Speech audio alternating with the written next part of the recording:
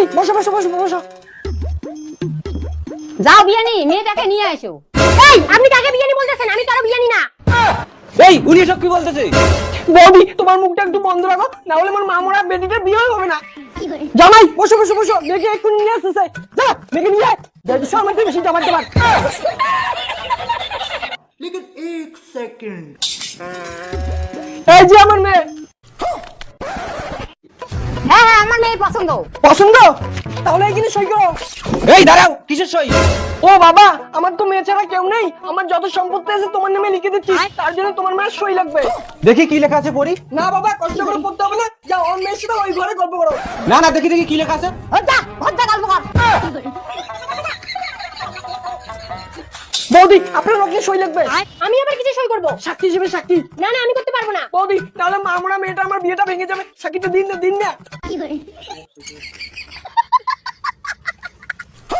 আজকে থেকে সব সম্পত্তির মালিক আমি। এই কে কোথায় আছিস? ঘর থেকে বেরিয়ে আয়।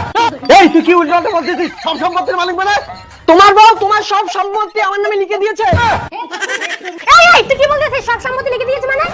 বৌদি এটা কোনো সাক্ষীর কাগজ না, এটা তোমাদের জমির কাগজ, পুরো সম্পত্তি আজকে থেকে আমার।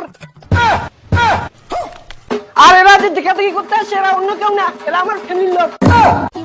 যাও, বাড়ি যাবে না।